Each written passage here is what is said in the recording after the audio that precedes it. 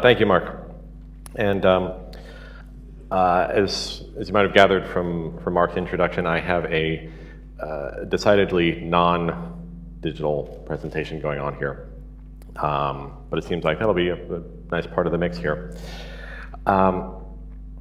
So what I've brought today is some research, sort of research in progress that I've been doing on and off for the last few years. And I've been drawing letters for about 25 years, and I've been collecting banknotes for actually longer than that. I just realized that recently.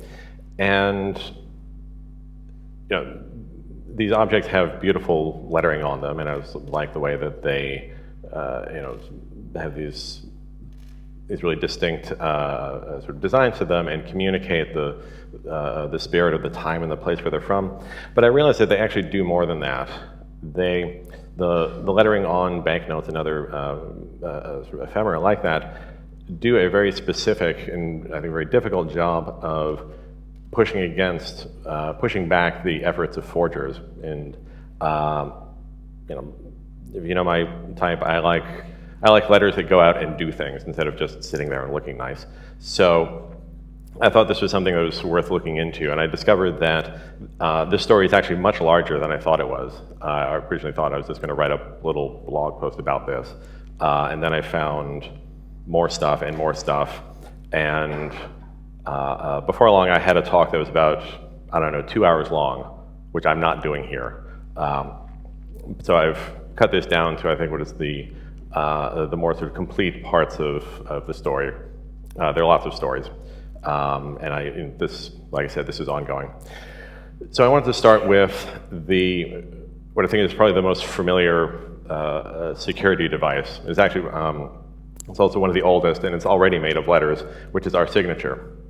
And we've been using this for, I don't know, over 1,000 years and more to prove that we say who we are and mark a document as being authentic. And with signatures, we expect sort of the weirdness of being human to make something that's mechanically unique, but we also expect it to say something about our personality. It needs to be reflective in that way.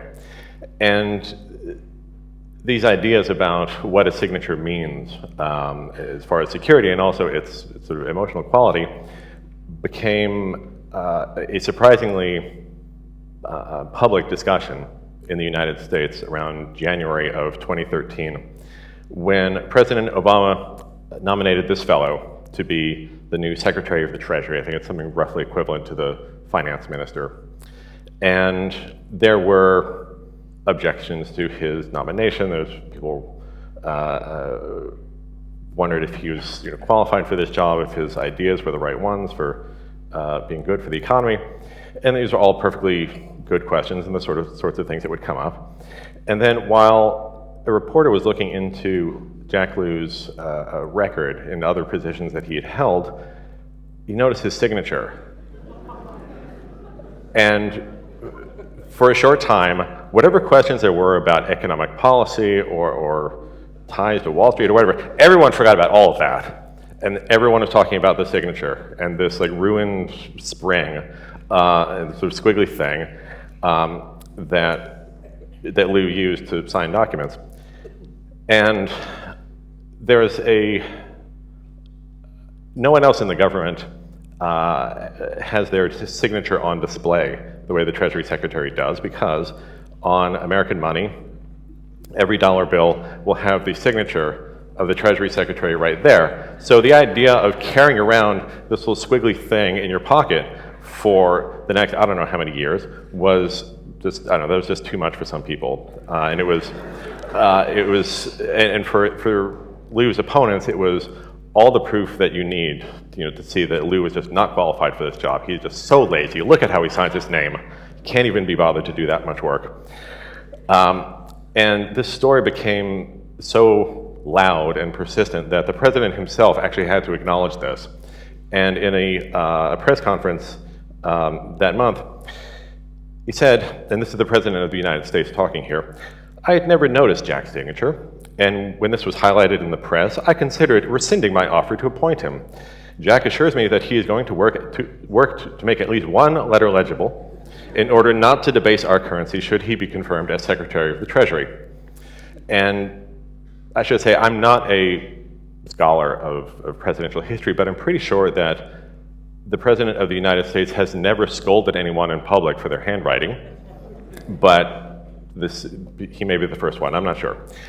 In the end, Lou was confirmed as Secretary of the Treasury and went off somewhere to practice a more conventional sort of signature. I'm not sure that says Jack Lou. I think that says something else, but I think we can agree that these are in fact letters and not some sort of, I don't know, whatever the other thing was. But this brings us to where most of, where we're spending a fair part of the research here, which is in the design and the production of banknotes. And the first kind of forgery that I want to talk about is fabrication. There's the creation out of nothing of something that appears to be from some legitimate body, usually an agency of the government. And we'll start with this fellow, Benjamin Franklin. And apart from being a statesman and philosopher and scientist and all these other things, he was also a printer. Began his career as a printer when he was 12, and that was a part of just about everything else he did up until I think 3 weeks before he died. He was always printing something. And from, I believe it was 1734 to 1761, he was the official printer for the state of Pennsylvania. And that meant that it was his job to print up notices of legislative meetings and announcements and so on, but also printing the money.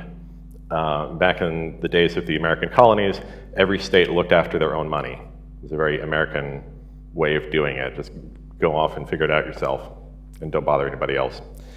And Franklin brought all of his technical scientific genius to the problem of making Pennsylvania's money the most secure of all of the colonies.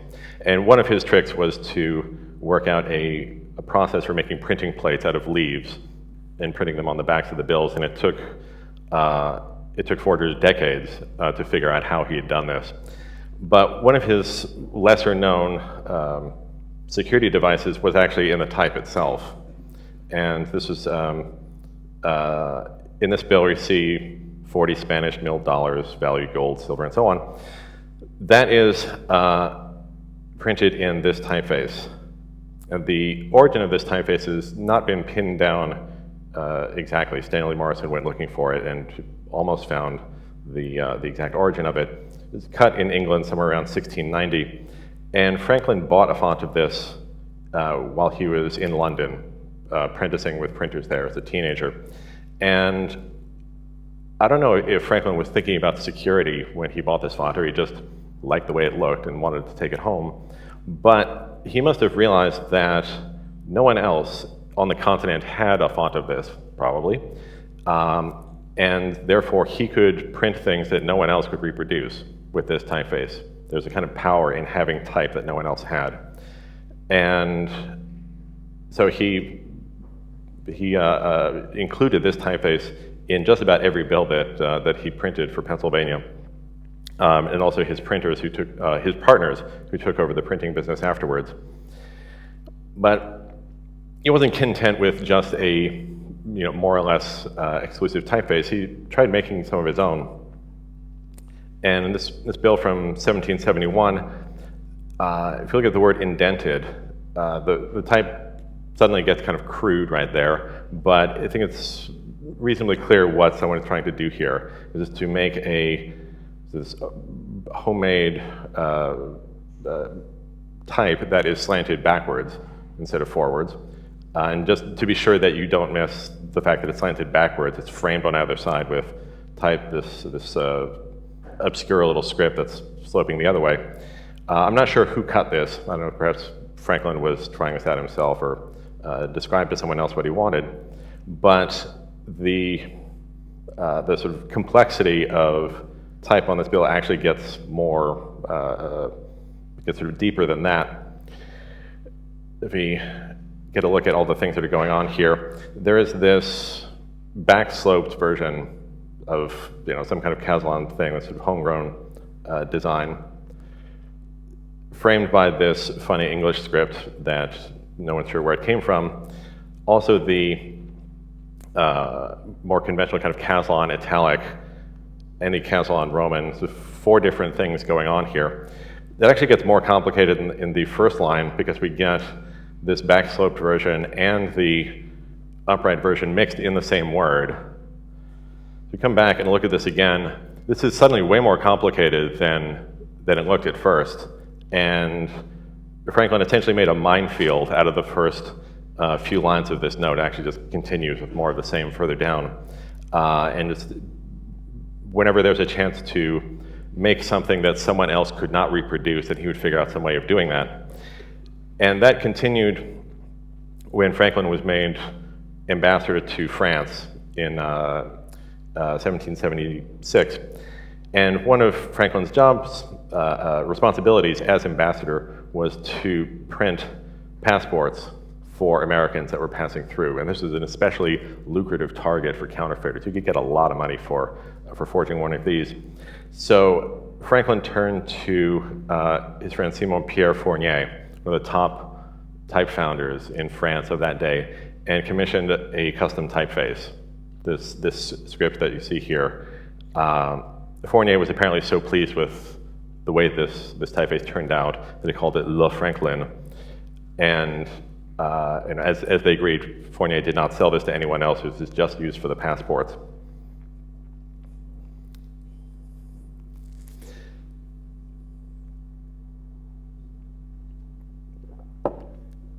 As I was saying before, each state looked after their own money as however they saw fit. Even the denomination, if they felt like issuing dollars or shillings or something else, that was fine. They just worked it out themselves. But none of these other states had the kind of resources that Franklin did. They couldn't go and commission some big-name designer to create some custom thing for them. They just had a print shop with some cases of type and some paper, and they had to work out a strategy from that. And one of the most resourceful of these state printers was the Green family from Maryland, and they used a strategy of what's called secret marks. And a secret mark is a deliberate flaw that is built into the design and the typesetting of the bill, so that a counterfeiter will not notice this, inadvertently do things the right way, as it were, which is now the wrong way, and therefore reveal themselves as being not genuine. So this bill from 1770 has, I think, either 11 or 12 different traps laid in the typesetting. I won't go through every last one of these. One of my favorites is right here on the first line, or sorry, the second line, where in this word indented, there's something a bit funny about that second lowercase d, because it's actually not a d, that's actually a p that's been turned around. But if you read through this really quickly, you would miss that. And this technique of inverting letters or flipping things around was one of the Green's favorite favorite devices. So just about any time London is mentioned, the ends are turned upside down. They also like to trim little bits off of letters, just in a very subtle way, so that you wouldn't immediately notice it. So in the word bills on the first line there, the outside serifs at the baseline have been cut off. And you'd see that if you know what you're looking for, but you just roll right over it if you didn't know it was there. And the Greens were quite clever about choosing which letters to use, sort of where in the bill to hide these traps. They'd often use a situation where two letters are near each other so you could make a comparison of what's different and what's the same.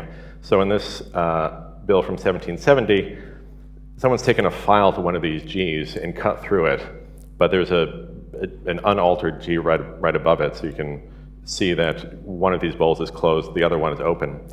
And for each one of these examples that I'm showing you, I compared at least 4 different copies of the same note to be sure that what I'm seeing here is not some variation of 18th century printing, and something that is actually there, and someone really did take a file to that piece of type and cut through that. It was very deliberate. This is actually one of my favorites. I'll show you why in a moment. On this $4 note, you see the words of and or and gold, but there's something not quite right about that last one, because that's actually not an O. That's actually an old style 0 that's been dropped in, and it was printed in 1770, so you can look at elsewhere on the bill and see that that really is the same shape. It's not an O. We also see the period dropped off the baseline. They just love doing that. But I was working with a collection, a sort of museum of banknotes and coins in New York, and with one of the curators there, and I pointed out this substitution of the 0 for the O, and he told me that people had been writing about the Green family and these sneaky tricks they'd been doing in their banknotes for something like 40 years, 50 years. No one had ever spotted this one. And that just made my entire week. Like, I'd actually contributed something to numismatic history. That's fantastic. I'm just curious, I meant to ask before the lights went down, how many people here have done any sort of work in letterpress printing? I think some number of folks? Okay. So you'd appreciate the amount of sort of work that had to happen here to take a lowercase I and its dot, which normally be aligned like so, and to saw through this piece of lead, it's actually quite small, and shift it over to the right and then secure it on the bed of the press so that it wouldn't move over thousands of impressions. It's actually a pretty serious piece of work to do. But this is another really beautifully subtle trick to sort of trap, delay for someone. I want to sort of back up for a moment for a little bit of type history. The old style genre of italics started with the form of a lowercase h that you see on the right here. It's a very elegant form where the arch swings up and around and down and back, and this really beautiful form that can unfortunately be mistaken for a lowercase b if you're not careful. So later designers and punch cutters use the form that you see on the left that takes its cues from the lowercase n to be less ambiguous. So if you hold that thought for a moment, and we'll come back to 1774. And on the went to the 4th line, we see the phrase "bills of exchange."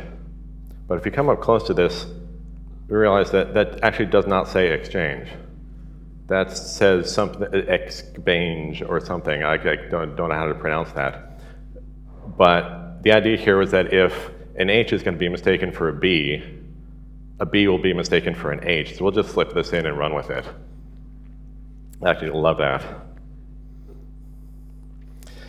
And that kind of confusion of forms was a technique used by another printer who unfortunately did not sign his work, so I can't, unable to give credit here. But there are a number of tricks being done here with the use of letters. And one very obvious mistake, this is supposed to say bill, and that's really clearly not a B, that's a Q. And I suspect that this was a decoy to let the forger think that they've avoided the trap. They can reproduce this and not get caught. The real trap was actually a few lines below in the word treasury. And the problem is that that does not actually say treasury. See the word currency elsewhere on the bill, and the E should look like that. That's not an E. If you look at the word Virginia, that's actually a G. So again, this is some other word that I can't pronounce, the Trigazzery or something. But I would really like to know how many forgers got tripped up on this bill. It was actually a pretty high denomination, so I imagine a number of people would have tried to make their own. And this is probably, this is from somewhat later, from 1789. This is probably one of the oddest things, sort of oddest pieces of typography to show up on an American banknote. This was printed by Benjamin Franklin Bache, who was Franklin's grandson. He came over to France when Franklin was ambassador and was apprenticed to Francois-Ambroise Didot, another great French type founder, to learn the craft of punch cutting. And I'm not entirely certain that Bache cut these bizarre, completely out of its mind letters, but it seemed likely. But there was certainly no type available from anywhere that looked anything like this. And it had been very difficult to reproduce this with anything that would have been available in a normal kind of type shop. I think it's also important to remember that while all of this was going on, there was a war happening. The Americans were fighting the British to kick them out and become their own country. And money was an important part of this conflict. So it was only a few weeks after the war began in earnest that the Continental Congress, it was the beginning of the American government, started issuing its own money. There was something called the Continental Dollar. It was meant to be something kind of like the euro, sort of common currency throughout all of these individual states, to sort of bind them together as something more durable. And by the end of this year, in 1775, the British had started an organized program to counterfeit this money and flood it all over the colonies and wreck the finances of their opponent. And it was the first use of counterfeiting as a weapon of warfare. And unfortunately for the Americans, the British were really good at it. And in 1778, the Continental Congress had to issue this warning to the public about counterfeit British notes. And this is a bill that was posted in public, and it goes on for a while. I'm not going to read this entire thing, but I have read all of this, and about, I'd say 75% of this warning is about the letter forms. And at the same microscopic scale that we were just looking at, there's a line in here about looking for a lowercase y whose descender is a little bit too long, or I think there's a lowercase c that's out of vertical alignment, or lowercase vertical stems that are too heavy. And it was, I think it was this really unusual moment where typography and an awareness of letter forms was literally a matter of national security. This was the only way that the Americans would be able to defend their economy, was to be able to suss out these British counterfeits. Unfortunately, they didn't work, and the British succeeded in wrecking the Continental Dollar, and I think some say it was the only part of that conflict that the British actually won. But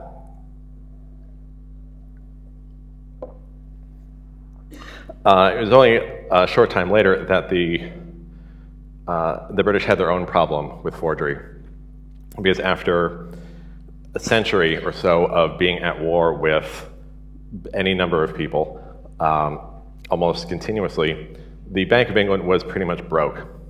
And to fix this problem, they took all of the gold coins out of circulation and replaced them with these paper notes. And they were just the same kind of notes that had been used for really large denominations, of 50 pounds, 100 pounds, and they just issued them in 1 and 5 pound denominations. Not realizing that with that smaller denomination, these bills would now be part of transactions between strangers, which is, I think, a necessary condition for forgery to succeed. And so they didn't make any attempt to make this design harder to duplicate. And people figured out pretty quickly that this was very easy to counterfeit, and lots of people did it.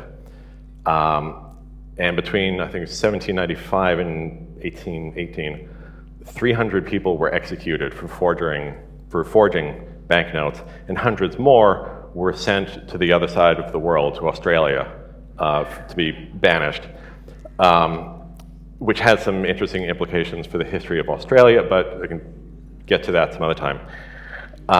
So the Bank of England had solved one economic problem, but just replaced it with another, and prompted this tragic social problem as well. So into the middle of this steps the Society of Arts, Manufacture, and Commerce, which is this society of people who make things and want to make the world around them a better place. And they gathered ideas and suggestions from 19 different people about how to make England's money more secure. And a lot of the suggestions were simply amounted to, how about you try printing it better? That might help. But there were some more, I think, more intricate, I think, constructive suggestions. The engraver Richard Williamson sent in this suggestion using what was then the new invention of a geometric lathe that cuts these, that engraves these intricate intersecting lines on a metal printing plate, put on this beautiful ornamental lettering, and the idea was simply just to print this on the back of the existing notes and carry on, because no forger would ever be able to keep up with this. And he was probably right, but the Bank of England did not want to put anything on the back of the notes for some reason. But what brings us to this report is this fellow, Thomas Curzon Hansard, who's the official printer for Parliament. And his idea was to designate the diamond size of type. This is back before we had a numerical measurement system. This was be equivalent to about 4.5 point. His idea was to designate the diamond size of type to be off limits for everyone except the Bank of England. It would essentially be a controlled substance like heroin or something. And then this 4.5 point type would be used to print the notes. He also had some ideas about how this 4.5 point type would be deployed. If any of you think that ASCII art is a modern invention, I can tell you that Hansard was there in 1819. Let's keep that in mind. And this was Hansard's suggestion of what a banknote ought to look like. This is not a design and some bits of commentary underneath. This is the entire banknote. And even now, this looks so alien to our idea of what money ought to look like. We can deal with all kinds of variation and diversity in design, but this somehow just does not look like money. This looks like a page out of a newspaper or something, rather than something you would buy a newspaper with. But for this and just about everything else in that report got ignored by the Bank of England. And apart from some fairly cosmetic adjustments of the size of the denomination down there, the seal of Britannia up in the corner, these notes stayed more or less the same for, I think, about 140 years. And I think really the only measure they took was to print it on a on different kind of paper. That was their solution. They didn't want to do anything to the way this thing actually looked.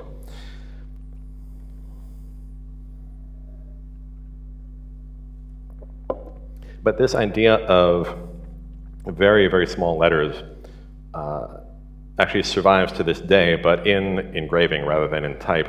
And it's a component of currency design in just about every country now, including in America. If you get up really, really close to a $5 bill, you'll see this. Come to a $10 bill, you'll find this. You also discover that the printing quality in America is actually kind of lousy. And this idea of really, really small engraved type began much earlier in the 19th century, when the federal government began to take a more centralized role in printing money. In this bill from 1879, the engraving technology and talent had gotten so good that the engravers could actually make letters so small that they would fit inside other letters. And I just love this example, not only for just the way this looks, but the fact that they used 5 different styles to fill in these letters. There's a sans Roman and a sans italic and a serifed Roman, serifed italic, and a black letter. And I think after a certain point, I think they were just showing off, as well as making this more difficult to reproduce. But what I think is probably the best example of micro lettering comes from this series from 1896, and the collectors and scholars often point to this series as some of the most beautiful money that the United States has ever produced. And I would find it difficult to disagree with that. I mean, still, I find it hard to believe that American money at one point in history used to look like this. But this series of notes had these scenes of allegorical figures doing very noble things. And in this one, we get the embodiment of wisdom, literally taking youth under her arm and imparting some lesson, which includes reading the Constitution of the United States. Got to start with that, I guess. And we get the first, I think it's 134 words of the document. And this is engraved on a plate rather than set in type. But if it were typed, this would be about 2, maybe 2.5 point. And I've seen this bill in person, and it is crystal clear. It is amazing. And it's if you ever wonder, how type can be made legible at a small size, it can absolutely be done. I want to go off on a little bit of a tangent here. This is a $5 note from the same series of 1896, and again, I cannot believe that we once had money that looked like this. But also, I think this is kind of amazing because all this needs is some explosions in the background, big fireballs and things, and a line of names across the bottom, and this is a movie poster. You don't need anything else. And in this one, we get the embodiment of electricity, holding up what I always think is a chicken leg, a drumstick, but that's actually a light bulb, which makes a lot more sense. And she's declaring electricity to be the dominant power throughout the land. It's very full speed ahead progress. She's also partially topless. And there's no especially good reason for that. That's hardly part of the story being told here, but this was someone's idea of how you do neoclassical vignettes like this.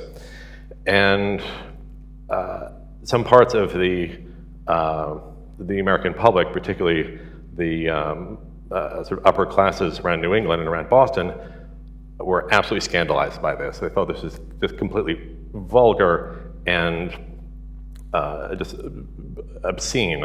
They could not believe that their own government would produce something like this, and made such a fuss out of this that banks around Boston refused to accept this note for deposits. There's a very explicit legal obligation to do that, but the banks in Boston would not take this. And the Treasury Department started working on what we would now think of as a bug fix to just rearrange the fabric, to solve the problem and then just move on. But the controversy had spiraled out of control by that point, that a revision would not correct this. So the Treasury Department just canceled everything. That $1 note, there was a $2 note, the 5, 10, and 20 were about to get printed, 50 and 100 were getting designed. The entire thing was canceled. Everyone was sent home.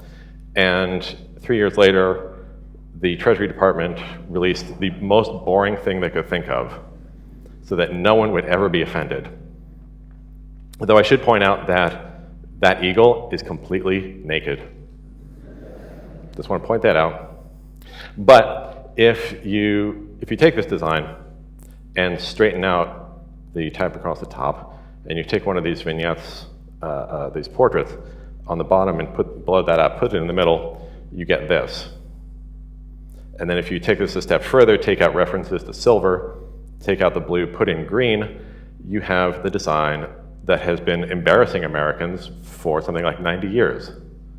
And I had wondered how it was that we got from this beautiful, majestic, inventive design to this piece of crap. It was because of a scandal that happened over 100 years ago. It's still kind of amazing. I could do a talk just about what went on with that bill, but there's at least some satisfaction in knowing how it is that American money sucks so much.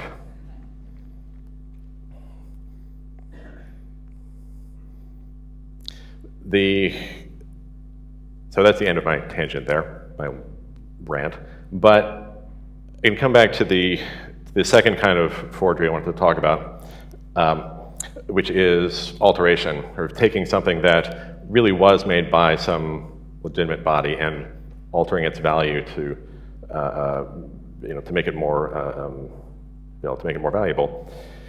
And lottery tickets have always been an especially attractive target here, because the value of this lottery ticket is in that set of numbers. If you can alter these numbers, you can turn a losing ticket into a winning ticket and get potentially an enormous pile of money. It just takes one number to separate the winners and losers. And from this series from France in the mid-30s, there's a custom set of numbers that were developed. I haven't found out by who, but there's a strategy of introducing these really big serifs that I think are there for the sole purpose of just getting in the way of any kind of effort to alter this, or turning a 3 into an 8, or a 5 into a 6, or anything like that. I also want to take a moment to acknowledge the fact that they figured out how to put serifs on a figure 8, which I have to admire that. I might have never figured that out. But the French returned to this challenge of numbers on lottery tickets a number of times, and came up with a new series in the mid-60s that they were using for, I think up in somewhere in the 80s, I think,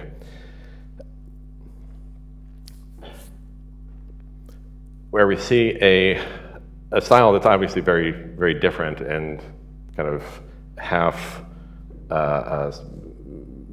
sort of half Victorian, half computery, but has a similar kind of pattern of holes and dots that are there just to get in the way and to obstruct any kind of effort to alter these numbers.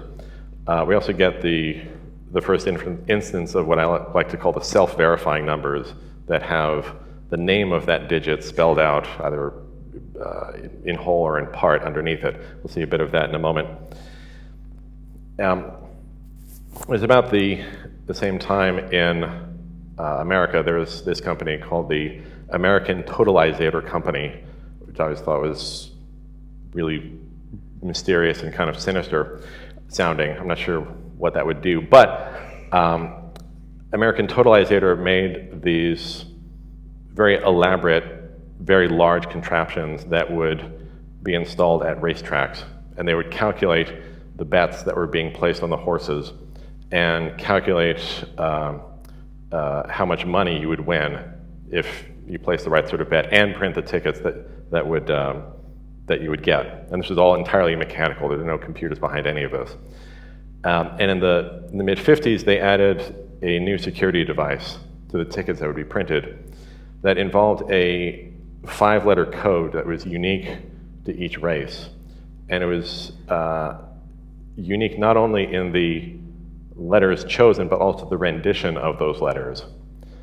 So it collected a bunch of these and have identified, I think it was 8 different styles that were used in, on these tickets, on these race tickets, and none of which bear any resemblance to anything that any type founder was selling at the time. I would imagine that was one of their criteria.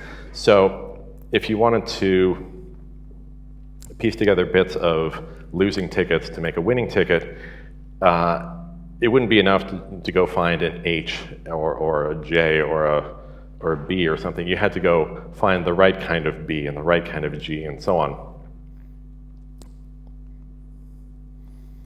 And over on the other side of the Cold War, about the same time, in the Soviet Union, there was a kind of standard format for lottery tickets through each of the republics, and in this ticket from Latvia in 1965, we see the serial number on the bottom there, which at first looks like a kind of standard industrial Victorian embellished in some sort of highlight. But if you come up close, you see that they're actually decorated with little versions of themselves. It's like they're pregnant.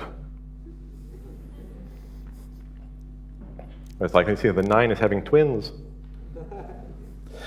And it was not far from that we get these lottery tickets from Bulgaria.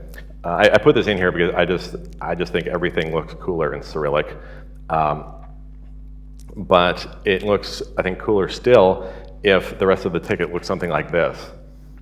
This is the Bulgarian National Lottery from, I think it was the late 70s through the early 80s. It turned out lottery tickets that looked like this.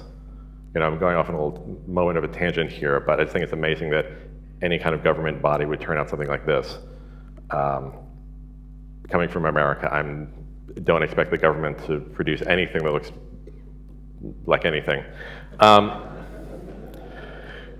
But to bring us up to the current day, if you ever visit New York, my hometown, every weekday morning you'll find these coffee and donut carts sprinkled throughout Manhattan. I believe they're the only reason that anything happens in New York before noon. And then a short time later, they're replaced by the lunch carts that take their place. And if you ever pass by one of these, get a look at the side of the cart right about there, where you will find the license that's been granted by the health department of the city of New York. And these very odd-looking numbers that don't really resemble anything else certainly anything that I've seen. And I spent a few weeks following these carts around the city and taking pictures of their licenses and getting into arguments with lots of people for doing that. But I was able to assemble a full set of numbers here, and I have way more questions than I do answers about this, starting with the fact that the 0 is not the 0, but the cipher, which is, this is a completely not American way of describing this digit. But also just in the forms themselves, like this bend through the middle of the figure 1 or the notches on the top and bottom of each letter. I have no idea what's going on with this stuff. But this is, and as I said before, this is sort of an ongoing project. And this is sort of where I've come to at this point, hoping to find someone in the city government of New York who can tell me what on earth is going with these numbers. There are many other stories that I found through all this research. Like I said, I could be up here for a lot longer, but I hope I've given you enough examples and sort of anecdotes to give you something to think about. So, thank you.